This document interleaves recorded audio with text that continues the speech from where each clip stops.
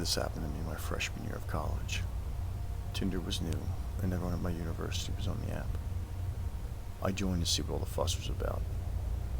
Looking through profiles, I found a few guys that were really interesting, and this one guy in particular caught my eye.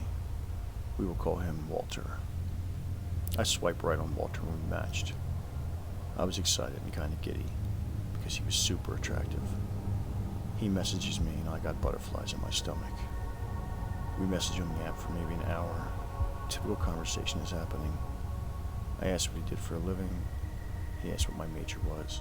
Harmless conversation.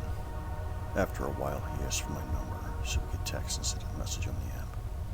I gave it to him. He seemed nice enough. We messaged back and forth for a few days. Lots of flirty conversation, and plans to hang out finally occurred. By the fourth day of conversation, he started calling me babe, which gave me mixed feelings. It was cute, but also a little weird. We didn't really know each other and never met. I ignored and continued on with the conversation. He started saying he wanted to be exclusive, and he really wanted to see me in person. He was begging me at this point to come to his apartment to cuddle and watch movies with him and his dog. I told him that our first meet needed to be in public. I would not be going to some stranger's apartment. He said I was overreacting and kept begging. I ignored him for the rest of the night. The next day he apologized, and he said he understood we needed to meet in public, so we made plans for that weekend. The weekend came faster than I expected, and it was the day we were supposed to meet. Something just felt off, and I decided to back out. I texted him apologizing, saying my mom wasn't feeling well and needed me to come home to help her with some house chores. This made him annoyed, and he said, "Your mom is a big girl. If she needs you, she can call you. Just come over and you can leave whenever to go help her. I really want to see you and kiss you." I told him no, that I would be staying with my mom that weekend, and that was that. I only lived about 30 minutes from home, so I actually did go home to see my mom that day. After what he said about my mom, I started ignoring him, and the texts started rolling in. Text after text. "Babe, I'm sorry. Please come over. Babe, I miss you. Are you going to come over?" I planned on replying the next day that I was just busy with my mom. Then he started calling me. I had a total of 45 missed phone calls within a 2-hour period. He left voicemails saying he was sorry and he just missed me and wanted me to call him back. Similar voicemails continued almost the entire time I was home. My roommate texted me shortly after I finished dinner with my mom and asked if we would go out that night. I agreed and went back to my university dorm. Suddenly the calls from Walter started to increase again.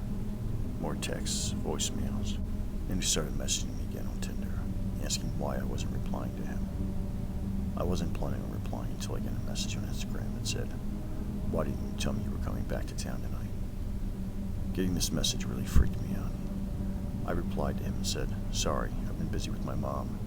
How did you know I was back in town?" He said, "Well, I checked your Tinder, of course." Tinder doesn't tell exact locations, but it has a within 1 mile message. This really freaked me out, and I messaged him back and said he was being really creepy.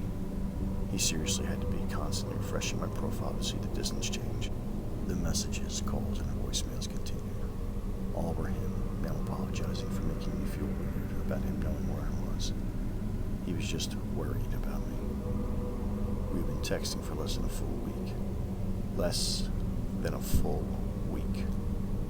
I told my roommate about it, and so we decided to stay in that night. The last straw for me was getting a message saying, "Look, I'm really sorry. I'm outside your door with flowers and chocolates. Please forgive me." Oh, hell no. I called campus security and told them about this guy, and they never found anyone waiting outside any of the doors. I'm assuming he was in his car waiting for me to reply.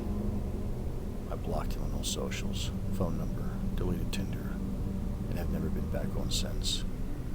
I have seen him once out and about in the town, but he never recognized me, thankfully.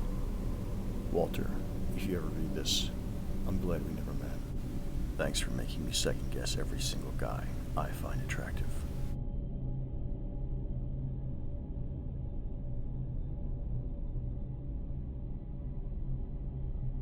I just came out of a relationship and felt like a bit of casual dating would be fun, so I went onto Tinder. I made it clear to the few people I actually matched with and spoke to that I didn't want anything serious, just a dinner date or a pub night here and there. I matched with a really cute guy, let's call him Pete. He had just moved to my city and also wasn't looking for anything serious. He just wanted to meet some people and see some local spots. The first night we met up at a well-known tapas bar. I chose this place because I had a few friends that were waitresses and bar staff there, so I felt safe meeting a stranger here. He was on time, we had nice chats. Really cool guy on first impression. We spoke about work, to which he responded that he's a software developer, but he's just started his freelancing career. We spoke about where he stays now that he's moved up here, and he said he's sharing a place with some friends. Rent is quite pricey in the city, so it made sense to me. He asked where I live, and I told him that I'm lucky to have my own one-bedroom apartment in quite a nice and popular part of town. Mostly thanks to my parents that helped me save and gave me a portion of deposit money for my 21st birthday, which I invested and grew until I had enough to put down a decent deposit. He then offered to drop me off at home, but I said no, I prefer to Uber home by myself. He asked if this was because I'm going to go meet someone else after him, and I laughed, because I genuinely thought this was a joke. The next time I saw Pete was about 3 days later. He said he knew it was fast, but he actually couldn't stop thinking about me. He wanted to see me again. This time we met at a different restaurant, also one I chose, because I went to school with the owner and knew all the staff pretty well. This place is a bit more pricey, and he got super annoyed with me for ordering as much as I did. I could understand why, since I insisted on paying for my own stuff both times we met. That night, same story. Let me drop you off at home, please. Again, I said no. While we were in the middle of this conversation, he gets a call. He stepped away, but I could still hear a fair amount. No, I think I'm going to stay with you again. Yeah, I'm with her. Don't worry about it. Okay, I'll be home soon. So now I think he's chatting with his roommate, or maybe his mom, but I don't ask. He comes back to our table. Please, I insist. Bad things happen to women that Uber home and sleep by themselves. I'd feel better if I dropped you off. Not having the energy to argue, I tell him fine, and I put my address into his GPS. As soon as he got home, he messages me and tells me he'll be picking me up in the morning to go for a picnic.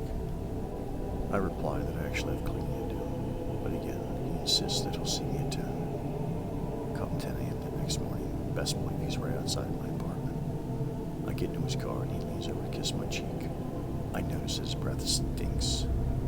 Obviously, I'm a little grossed out. We have our picnic and it's quite nice. He tried to kiss me a few times, but I avoided it with everything in me. By about 4 p.m., I tell him that I really want to go home, and the park we went to is about an hour and a half drive from my apartment, so I couldn't really Uber back home because it would cost a fortune. He agrees it's time to go, so we get in his car and we're off. I fell asleep in the car on the drive back, and when I woke up, he asked if we should finish the rest of the bubbly we got from mimosas up at my apartment. I said to him I don't want to, and he just snaps. He raised his voice and said something along the lines of, "What are you hiding from me? Just be honest. Why are you so desperate to keep me out of your apartment?" I was so confused, I actually just kept quiet. He dropped me off, but I could see his car across from my apartment for about half an hour before he actually left. About 5 minutes after he left, he let me know that he's home safe, and he thinks he's starting to fall for me. So naturally I'm freaked out, because I made it clear that I didn't want to be anything serious, and he said he felt the same. I said to him, if that's the case, I think we should take a break from hanging out with each other. About 5 days later, he messages and asks if we can go out for dinner again. He found an Indian cuisine place he knows I'll love. I tell him it's cool, he should just send me the address. He tells me that he'll pick me up, so 7 p.m. comes. He tells me to come downstairs. And as I go down to meet him, I see he's standing at my gate. I pressed the remote control to open the gate, and he walked inside to meet me. "Show me which one is yours. I'd love to see how you live. Not hi, not how are you." That's his opening line. So now I'm naturally unsettled. I say to him that I'm starving, could we go for dinner, and I'll show him my place at a later stage. At dinner, he gets a call again. This time he didn't step away. "Yeah, I don't know. I can let you know by about 10. He then turns to me. "Am I sleeping by you tonight?" No, I don't know. I have work tomorrow." "Yes, me too." Then back to the caller. "I'll let you know, okay?" Caller. "No, you're not. Can you just get your things, please?" Pete. "And do what with them?" Caller. Take another girl you're seeing. I'm done asking you. Now I'm sitting here in absolute shock and terror. What in the fuck is going on here? Our food arrives and we barely speak. I say to him, "Why did you ask me if you can sleep over by me? We're not spending time together like that. You know this." He then spins this story about how he just wants to hang out and again see how I live. I then say to him, very frankly, that I don't like having strangers in my apartment. He gets very touched and the bill arrives. As per usual, I pay for myself. He pays for himself.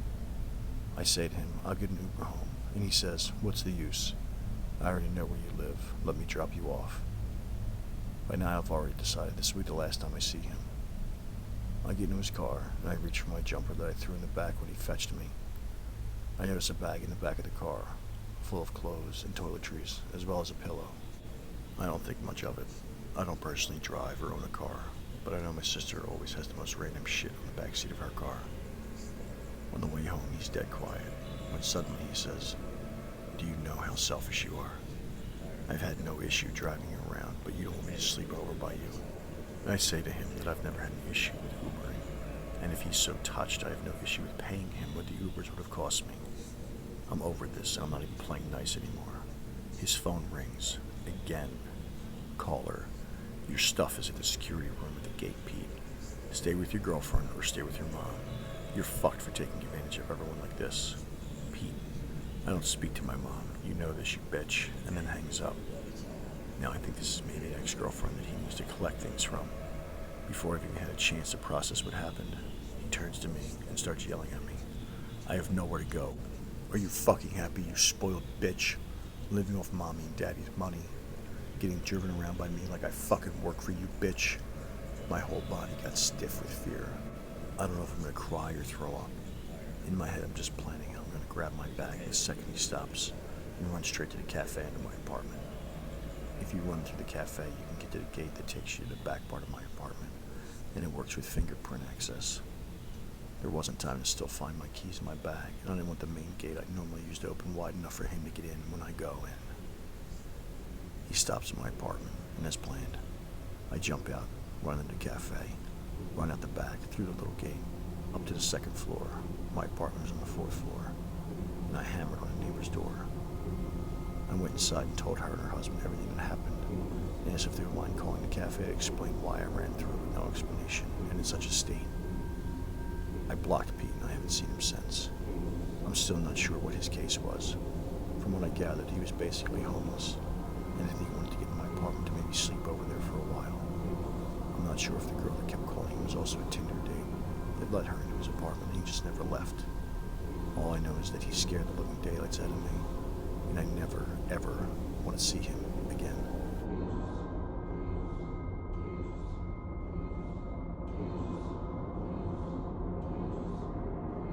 I met a guy on Tinder, and we really started to hit it off. We'd been chatting for a few weeks, and even discovered we had a few mutual friends. I was pretty intoxicated one night and was feeling social. I decided to go an Uber to his place. Once I got there, we talked outside for a while, and ended up vibing even better in person. I opened up to him about my health problems, and he opened up to me about his older sister, who had passed away from a similar condition to mine. I was curious about his sister, but I definitely didn't want to pry. We walked into his house, and it smelled like 1,000 dead rats were rotting under the floorboard. I was still pretty drunk, so I tried to forgive it because, hey, sometimes animals die in your house or in the walls, and there's nothing you can really do about it. I start to look around, and the whole house kind of looks like a cluttered storage unit. He takes me to his room, which is seemingly normal, kind of feminine, but that's cool, and we hook up. I ended up falling asleep there, and woke up around 10 a.m. to the stench of death.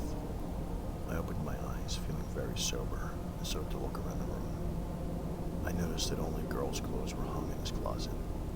I start to assume I've possibly been cheated with. Then I see a giant black binder on his nightstand. When he woke up, I decided to jokingly ask him, "What's in the giant binder?" Turns out it was every single episode of Golden Girls printed out. He said he read it at work, and it's the only show he'll ever watch.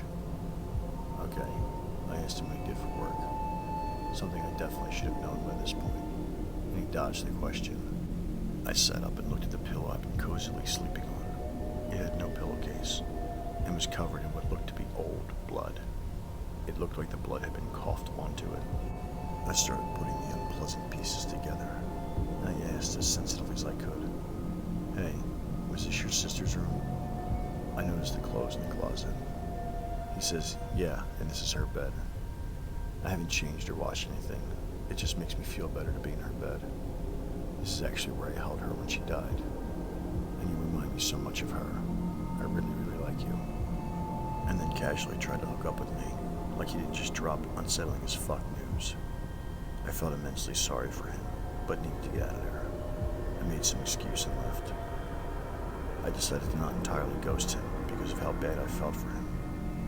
He was clearly dealing with some really dark shit, so we kept in contact for a few weeks, until I went on my Find My Friends app and noticed that he'd clearly taken my phone while I was sleeping that night and shared my location with himself.